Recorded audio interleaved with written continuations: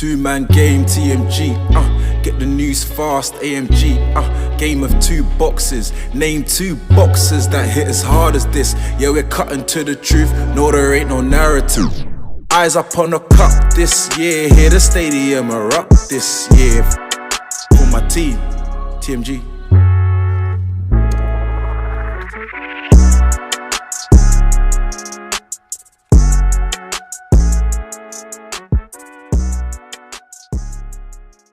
Welcome to episode 107 of the Two-Man Game podcast. It's always great when we have a guest feeling pumped, someone new. That new. What do you know about that? Yeah, someone else to bounce off the vibe. Me and Melo have been going back and forth. We're getting tired of each other. We're getting boring. We're getting tired of each other. I keep on schooling him. I'm schooling him on all these topics, man. I keep on schooling him, man. But, we've got someone here, you know, we can have an adjudicator, someone else to bring their opinions. Want to introduce yourself? Yeah, KP, obviously Manchester City fan, living life good at the moment, and yeah, man, here to bring my opinions to the table. Obviously, good vibes, and yeah, man. Sorry, one more time. What fan is that? It's a Man City fan. We got a Man City fan in London. Come on, live. Someone said it's the first time they've seen a Man City fan. They said it's rare to spot them like ostriches in the wild. Don't let us get that trouble on free peat, because hey, you're gonna see a lot of us still. Hey, the trouble thing is looking serious. But you never know who's Pep, man. Pep could just put his tactics in that random generator again and just come up with something new. He could just come up with something new. So what we normally do is, you know, we like to start our guests, make you comfortable, ease you in. Yeah. Ask you some questions, you know, get you off the quick. Quick fire. I'm ready. Let's go. Okay, so first question: Messi or Ronaldo? I would have said Ronaldo, but after the World Cup, Messi. Gosh. Haaland or Mbappe? Haaland. Prime Pep, prime Klopp. Pep.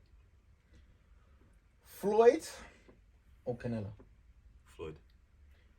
Well, was it Floyd? Oh no, it's Floyd or Ali. Floyd or Ali? Yeah. I'm gonna say Floyd. You still saying Floyd? That's a bit of a close call. You know what? We used to have Fury versus AJ, but now the tides are turned. So it's AJ ain't really doing it like that. Yeah. Top right now. What would you have, Fury or Usyk? I think Fury's quality. I was backing Fury even against the Deontay Wilder. You're back in them early days, the first fight. Yeah, from early. I just like his story from where he came from. From him just, you know, obviously he had that situation with the drugs and everything. Then he came back up, and then I saw that one-on-one round table that he had with Deontay Wilder, and I saw this guy, yeah. He's got the fire in there. He's got the fire in his belly. Fire in his belly. Yeah, so I was like, you know what? This is a guy I can get behind. And first fight didn't really do him justice. I think really and truly he should have won that. They said it was a draw. And then second and third fight completely schooled him. So I think at this moment in time, ain't no one touching Fury at the moment, personally, in my opinion. You don't think fully formed Usyk could give him trouble? Could give him trouble. Usyk could give anyone trouble, though. Because you always go back to the Steve Cunningham fight. You know that fight? That the one that said they'd probably give Fury the most trouble. And he was kind of a cruiserweight that stepped up. He did. I think he definitely will give him trouble because he is quick with his hands, etc. And again, a bit smaller, so Fury would have to at least try to go down to his level. But again, with Fury, I think it's just his unorthodox boxing. I think that's what puts him at par against all the others. And for me personally, he's sitting at number one until someone comes and knocks him off that porch. I know off topic, and you know we normally do this. If you were to give you a top 5 heavyweights right now, who would it be? Just off the head, you don't have to think it through. I'll say definitely Fury number 1. AJ, he's in there, but I'll put him at probably 5. Deontay Wilder at 4. Going for third and second spot. Usyk's there. Yeah, Usyk 2. And third, I'm not sure who I'd really give it to be honest. It's up for debate. Third is probably Wilder or AJ, and then fifth. I don't know if I'd put Wilder there at third, because Wilder's lost 3 in a row. Well, 2 in a row. Obviously, he's coming back now. Yeah. But who else can you put third? You would put Ruiz, White. Who else there? What about Zhang? The only guy that probably had a somewhat of a shout was Joyce, but he lost to Zhang. So there's he did. Third is either AJ or Wilder, and fifth is up for grabs. Like Dubois, Ruiz, all those guys in that lower tier. Yeah, I'll give it to you. Yeah, I'll say that then. Who would you say, man? Fury, Usyk. I'll give AJ the slight nod of Wilder. You think AJ can beat Wilder? I always thought AJ could be Wilder, but I thought now it's closer than it ever has been. But just some career accomplishments Okay. as well. And overall, I would say AJ slightly above Wilder. And then fifth is up for grabs, like I said. There's no one. It was Joyce before, but obviously lost to Zhang. So I don't know. Really. That Zhang loss was damaging. Barker. Maybe who knows? Maybe it's by Zhang by default. Maybe he's taking Thingy's place. How about the bar? Did the bar hold the regular belt? Yes, I don't The know. regular belt. You know, you can hold the regular belt and be the pay-per-view face of pay-per-view. You know that. You can hold a regular belt, like Javante. Well, he holds a regular belt. Yeah, but Javante's an actual champion. He's been a champion before. Jabal's never been a champion, and I don't think Jabal ever will be a champion. So yeah. Fuck you, sick. We'll see how it goes. I don't think I have any more questions. Do you have any questions you wanted to ask him? Just the usual. Quick fire. That's it, really. Yeah. Who's the best Premier League team of all time? Invincibles, Centurions, Trouble United. I'll give it to the Treble United. 07-08? Yes, the 07-08 one. Only because of what they had at that time in terms of obviously Ronaldo, Tevez, Cristiano Ronaldo. Yes, the accomplishment, of the treble in '99 was much bigger. Of course, your comebacks, etc. But again, you had a lower points tally. No one's gonna look back at history and see that you actually got bullied in the final as well. FA Cup had a couple lucky runs, but I think the 08-09 one, you guys were way more dominant. I'm not a United fan now, so. So well, United fans are way more. Well, the United team was way more dominant. Okay, just before we get into the meat, if City were to do the trouble right now, if City does do the trouble right now, is this the best City team that you have?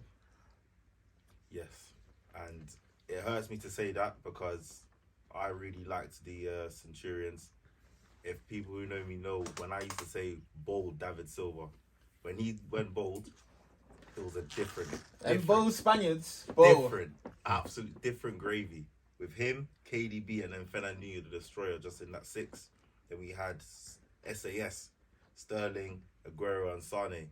It was crazy, scary hours for the Premier New League. shape SAS. It was madness. We had all of these three players and David Silva and Kevin De Bruyne on double digits for assists and goals.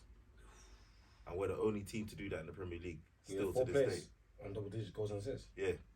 Sterling, Sane, Aguero, De Bruyne. That's crazy. That's crazy stuff. And David Silva was at least, I believe David Silva was at least double digits. Do you know what's crazy about those City team? Even after that season, wasn't that season when KDB got injured and you still... That was the second season. That was a boy. That's when I said City's a cut above. So you think, the team that did the back-to-back when we introduced Riyad Mahrez into the Premier. Yeah, bro, that team was tough. That was a very tough. It was. I think it was definitely when we did the Formidables. So of course, Company led that with the strike against Leicester City. Of course, Laporte was more integrated into the team because we bought Laporte halfway through the first season when we did the Centurions. Would I say we had Delph and Mendy at the time? Again, left back has never been a strong position for City. This season, that's why I'm looking at Ake. He's gone leaps and bounds. So, for your earlier question, I think definitely yes. I think it might be our best team because defensively we're more solid, even in Europe. Look what we did to the mighty Bayern Munich. Again, at the time of this recording, Madrid hasn't been played yet, but I'm fingers crossed we might beat Madrid as well. But I think definitely this City team, if we can do the three-peat and do the treble in the same season, I think it's going to be something that I don't think a lot of clubs can probably match, to be honest. It's actually just crazy to think that what Pep's done is kind of always evolved your team. He's constantly evolved it, and then he's always added a new wrinkle. Like he would change it. Like, okay, we're playing 2-8s, but the 2-8s are actually 4-10s, or you're playing with so much width, or you change who the main wide man is. Your fullbacks are the ones providing the main width. Or now he said that he doesn't.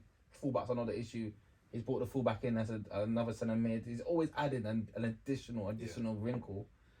With Pep, to be honest, this season he's had me go mad at times where I've just said, you know what? At times I said I don't even watch the Premier League anymore because at the start he's always tinkering. Because with me, again, you might ask this question later on, but for me, Premier League is bread and butter. I want to win the Premier League first, and you guys might think, oh, who's won the Champions League might think, oh, why don't you want to win Champions League? Champions League for me is the cherry on top of the cake, and the cake is the Premier League. I want to win the Premier League every single season because I think City's got the best team. So when I saw Pep trying to do this stuff with Akanji, leaving players like Diaz out the team, sometimes KDB will be left out, bringing in Ake at the time when I thought Ake wasn't really up to scratch. Situations where Rico Lewis has been integrated into the team where I thought was a bit too early for him, even though he's done good, it was a little bit too early for him in certain games.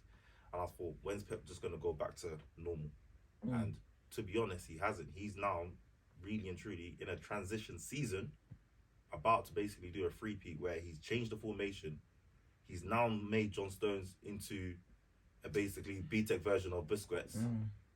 He's got Haaland now coming in deep and trying to come in with the play. It's added another wrinkle to Haaland's game. Doing a lot of stuff. Grealish, his work rate. Again, I was never the biggest Grealish fan, but he's changed my mind on him. Do you think that the rotation in a way for Pep is to keep the squad happy though? Because when you have so many big names, you have so many big players. Think about it.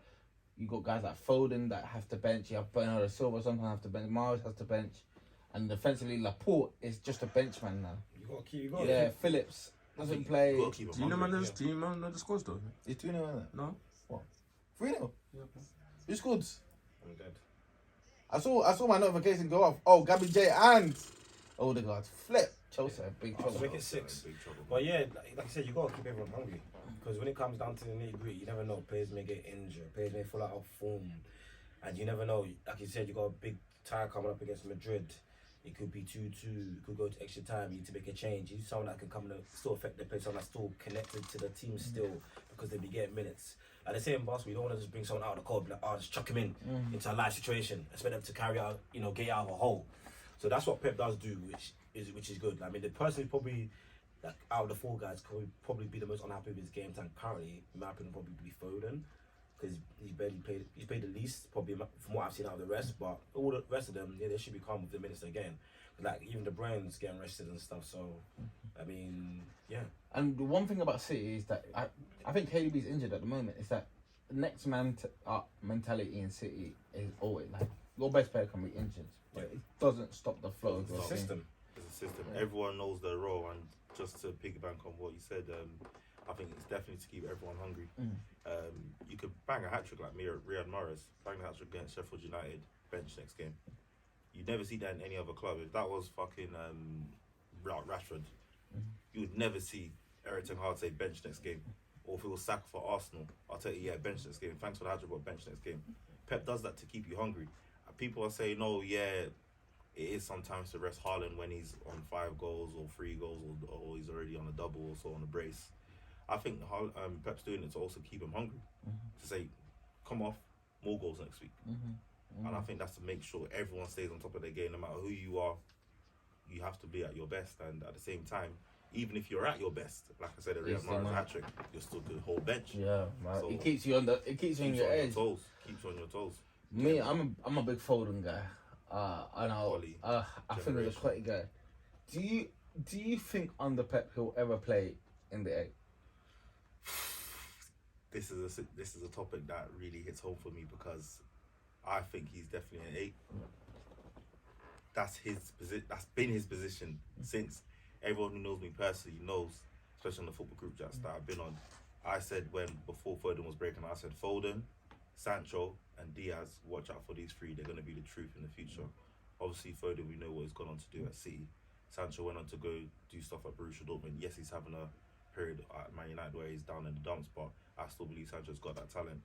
Diaz, at the time, remember, everyone was talking about Real Madrid has got the new best thing because remember, we sold him to Real Madrid and we had a buyback clause of him, so we thought he was going to do well at Real Madrid. But look what's happened now. He's loaned out to AC Milan and he's balling. Got them in a semi-final. So I knew these 3 were going to be the truth. And going back to Foden, I always thought he was going to be the successor to David Silva. I always thought that. And Pep said it himself.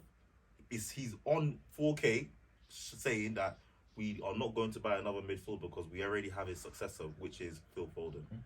Since then, Foden has possibly played in the midfield in the 8 probably about 4 times, and that was since the Centurions. Yep. And it's absolutely crazy, and I don't know why. Pep says in interviews, okay, yeah, it's to do with, he likes the quote-unquote pause. He likes people like Gundogan to control the tempo of the game. Foden hasn't got that. Foden likes to get the ball, drive. Not to take the ball sometimes, slow it down, relax, do this and that. Foden's just all about take the ball and drive. And Pep doesn't like that with his midfield in the middle. That's why he sticks Foden out on the wing. And he does well on the wing, but if Foden needs to reach his high potential, for me, he has to play in the 8. And again, it's something that's killing his game. He's still putting up numbers. Look what he's done against PSG in the Champions League, etc. But if he's going to reach his full potential, he has to play in 8. And if he doesn't, don't know, but we'll see. Yeah, because for me personally, I'm a big Foden guy. Like I see his qualities. I see that he can. He's as technically he's comfortable on the ball. His ease, his first touch, and all of these things. So you would think he'll be suited more to a central position. But Pep's obviously comfortable with him playing out wide. He wants him to play out wide. Sometimes he adds that impetus, so he plays him in the CF role, like just to get him like ingratiated in the role. When he plays the false 9, Foden was really the architect of the false 9, and that's why he did so well. He did so well up to a point in Europe doing that, and last season where he was really well. But for him to be the best level of Foden, I think he plays the 8. Yeah, I think he'll play there eventually. I mean, because if you look at people like Bernardo, even before Bernardo came to see, he was playing a lot of time out wide. Because Foden, even Silva used to play like more 10 out wide in his younger days with Valencia. I mean, because I guess what people say they need more experience and they're a bit lightweight, blah blah blah. But Foden and those guys had that little burst, and as their game matures, they tend to come deeper into the midfield and be more of an 8, which I feel where you'll see their best football, as you've seen with Silva and Bernardo, and you will see with Foden. Obviously, you have a lot of quality there currently, and maybe for him to get most consistent minutes was out wide. So, and he's still playing well, but obviously, like KP said, for him to reach his full potential, I agree for him to be in the 8 role, in the central role. That's where you'll see the best of Foden. But Foden's like what, 22? 22, Yeah, 22. Yeah, he's still very 23? Is it maybe 23? I can see Foden doing a very similar job to what KDB does. That's why I'm surprised when KDB's not out. It's just not put Foden in there, because KDB is drive. I don't really see many like KDB pulls on the ball. KDB is always thinking forward. I agree. And KDB on the counter is one of the best. I think he's one of the best decision makers in the world. He's the best decision on the counter. Running at speed. Pick that eye of the needle pass. Yeah, he's the best. You can say he's the best decision maker. He's the best, apart from when he's playing for Belgium. Let's not bring that into the discussion, please. He's just a top level operator in that, and I think Foden can do those roles, because I've seen Foden. Foden seems to have the eye of the pass. He has the quickness in sort of spaces as well, and maybe over time Pep will that'll be another wrinkle that Pep will add, but we'll see. It's tough. Just add the last point to that. Bernardo possibly leaving in the summer. Gundogan definitely leaving. There's a contract on the table for Gundogan, 1-year contract. He doesn't want to sign. He wants a 2-year deal. So if those 2 players leave, there is a gap there for Foden. But my worry is that I think City's already done their business early. I think possibly we might get Jude. I think now Liverpool's out of that race.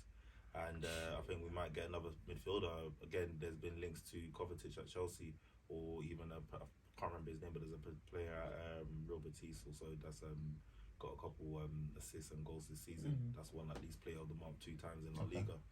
So City are linked to a few players, and I think again, if we are going to get those players, Foden won't get a chance in midfield, which is upsetting, because if we're going to get players like Bellingham, he's going to play. He has to play. So I don't know where the space is going to be for Foden, unfortunately. And like Jude, that City team. I don't think Jude is better than Jacob Ramsey, to be fair. I always say that. I don't think he's that much better than Jacob Ramsey. I don't think so. Be clear, do you think he's not better than Jacob Ramsey? I don't think he's not that much better than Jacob Ramsey. I think Jacob Ramsey is a class player. Talk about Ramsey for Villa. Yeah, I think he's a class player. I think it's just the difference is Bellingham as a midfielder, he offers drive, he offers a lot. He can do it all, mate. I don't think he can do it all. You can do it all, mate. I don't think he can do it all. I don't think he can do it all. What's his weak link? When you look at Bellingham, where do you think he's as a passer, he's not. I don't think he's really good as a passer on the ball.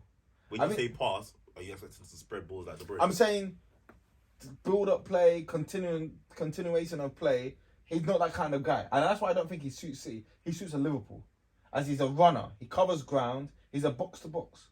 That's what Bellingham is. So you don't think Pep can transform him? Like look what he's done to Haaland. Even a small 20-30% in Haaland's build-up play is even good enough. So if Bellingham does go to City, he's gonna have an acclimatation period. Yeah, you would spend a lot of time on the bench in his first season. You think? Yeah, Pep is deep. He may spend more time on the bench than people are used to. Yeah. Pep is deep like that. When guys come in, Pep will just to hold you off on that point. Look what he did with Grealish. I think Grealish had a shocking first season. Yeah, but he would bench him. He started benching him in the big games. But Grealish he started Grealish. He put Grealish in at the beginning. Said, "Okay, you play." Then after a while, he just said, "Okay, Grealish, you don't have it this season." Yeah, that came during the crunch time. He said, "You don't have it this season. I'm gonna go to my guys. Like I'm gonna play Bernardo. I'm gonna play Morris. I'm gonna play Foden. I'm gonna go to my main guys." And then eventually, you have it next season. Now he's got Grealish, and Grealish. I didn't know how Grealish was gonna fit in, but he added a new dimension, like the work rate, the width, the directness. That's something that Pep wanted. So that's what Pep added Grealish into the game. Fair play. I don't know about that one, but we'll see. Bellingham will add work rate, energy in the midfield. Maybe Pep's identified Bellingham as like, okay, the Premier League is intense in that midfield area. My midfield is kind of aged. Gundogan is 30. I think Rodri's like it's like mid 20s, late 25, so that's good. Rodri, KDB is getting on. I need to figure out my next stage of my midfield, and it's like, okay, Bellingham's the guy to take me to the next stage, which is good. It makes sense for that, and I like Bellingham for that. But there's other guys I personally look at and I say, I think Jacob Ramsey, that's a gem. That's a player that, if you look at him, what he can do, the skills he does, third man runs, all of those things, that's a great player.